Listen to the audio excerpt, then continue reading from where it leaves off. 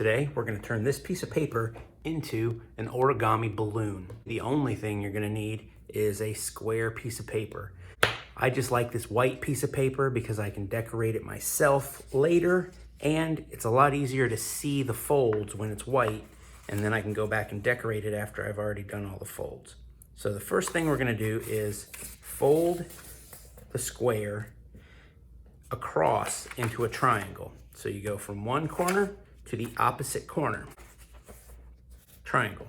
Then we open it back up. Then we're gonna fold the other corner across to the opposite to make a triangle the other way. And then we open that back up. And basically what we've done is we've created a couple folds where the paper is loose in the corners, and that's gonna help us later. So the next thing we're gonna do is we are going to fold the paper across into a rectangle. And then we are gonna fold it up into a rectangle. And now we have two more folds. Now, sometimes we get the urge to just fold it and then fold it again, but that doesn't really work. So it's easier just to close it and open it back up. So now we have our 4 folds. What we're gonna do now is we are going to go ahead and make that square, and watch. I'm gonna take this corner, I'm gonna pull it across, and it's going to make a triangle. See the triangle right there? And it is a lot easier because of the folds that we put at the beginning, that X. So now I'm gonna take this entire thing and I'm gonna flip it over, and I'm gonna open this square. See, there it is right there. I'm gonna open this square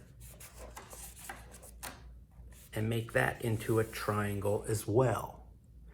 Now this would be a good point to mention that if you're having trouble with this fold, rewind it, watch that part as many times as you need to, because this is a fold that's very common in origami, and once you understand how it works, a lot of origami projects are easier. So go back and check this fold if you need to.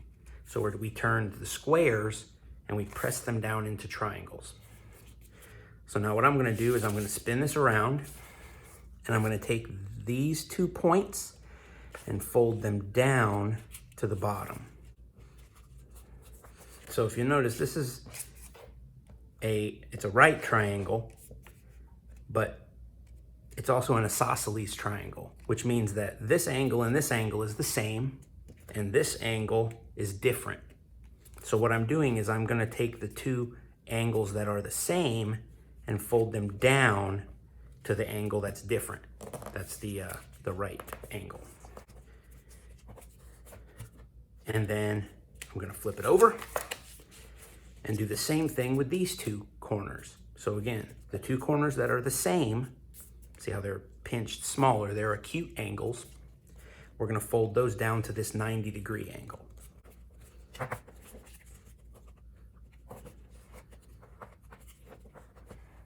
All right, so now I like to turn it this way so that the line goes across the middle of the square. I'm gonna take 1 point and fold it into the middle. And you can see I left the other point down there, so I just folded one of these up. And then I'm gonna fold this one down to the middle so that these 2, it makes little triangles, and then these 2 points are pointing at each other. So this point is pointing to that point. And now I'm going to flip it over and do the same thing again. I'm gonna fold the bottom corner up to that middle line, and then I'm gonna fold, well, I'll keep it that way. Then I'm gonna fold the top corner down to the middle line. So now I have a 6-sided shape. It's a hexagon. So I have a hexagon. All right, now you'll notice that one side has the little points that we started out with at the very, very beginning. The other side is all connected. So we're gonna be working with these little points. There are 2 here, and then 2 on the other side. But we've also made our little pockets. So right here in this triangle, I always try to hold it down a little bit so I can just open it some. But if you look right there, you can see that it's like a little pocket. And what we're gonna do is we're gonna take this point and we're gonna push it into this pocket. Now you can stuff it in with your finger. I like to use something smaller because my finger doesn't always fit in there. So I use something smaller and I stuff that in. Now I didn't just cram it in all crazy like though.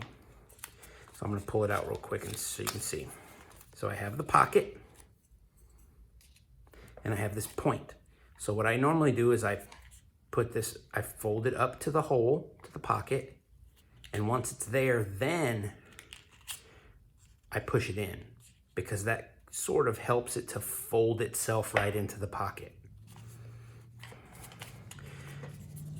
So there's the other pocket. And we're gonna take this one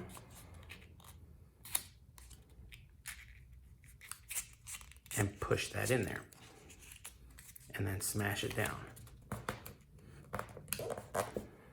And then flip it over and do the exact same thing on the other side. Make the pocket, fold up the triangle, stuff it in. Now you see my finger doesn't really fit in there very well, but this does. So lots of times I use a pencil. In this case, it's an old paintbrush handle where the brush fell off. It's a nice stick that I can use to do certain jobs that my fingers don't fit. So there's my last pocket right there. Push this up and stuff that in there and smash those down. Now, just about ready to blow up this balloon. I always like to fold these together so that they don't want to come undone. And then I'll fold these 2 together so they don't want to come undone. So you can see it's smooth, smooth. All of the folded stuff is in here so that when I blow it up, it doesn't just come undone. I also try to wiggle it a little bit and loosen everything up. Because if it's really tight, it might not want to expand. So, bend, bend, bend. And I'm not really making folds, I'm just sort of wiggling it around to loosen up the paper. Not too much though, you don't want to rip it. All right, now now we open it like this. You can see right here, there's no hole there. So don't blow into that end. There's no hole. If we turn it around, there is the hole. I can even put my little tool in there. So that's the hole that we're blowing into. I'll leave my tool down here because it can be useful. So what we're gonna do is we're going to keep it open like this. Don't pinch it really hard. Try to hold it as loose as possible so that the balloon can blow up and expand. So you're gonna blow air into this little spot right here. And if you heard, I made kind of like a hard puff of air. And here we go. Now, sometimes it's folded really tight and it doesn't want to expand like that.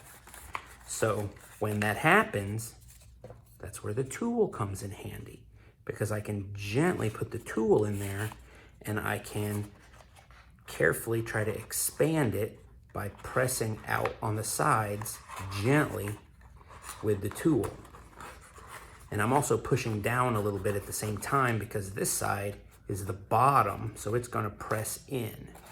And then you can see it's kind of messy, it's kind of crinkled right here, so I use my tool to push it out. And so even without blowing it with air, I can still expand the balloon. All right, there's our origami balloon. I'm gonna go ahead and unfold it and decorate it so you can see what it looks like at the end.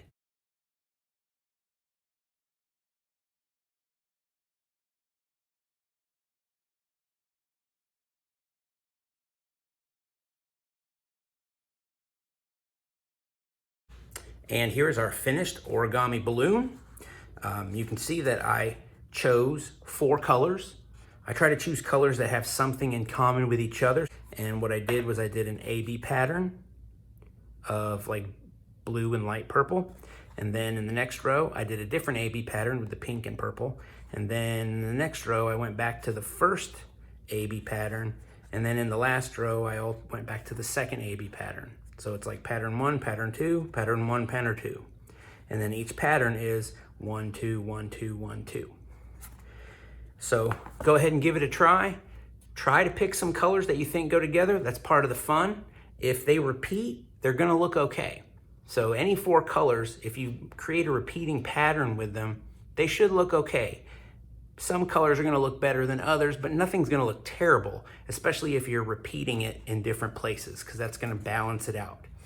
So I hope you enjoyed doing this origami balloon. If you like origami, check out some of the other origami videos on this channel. They're really fun, and I will see you next time. Bye.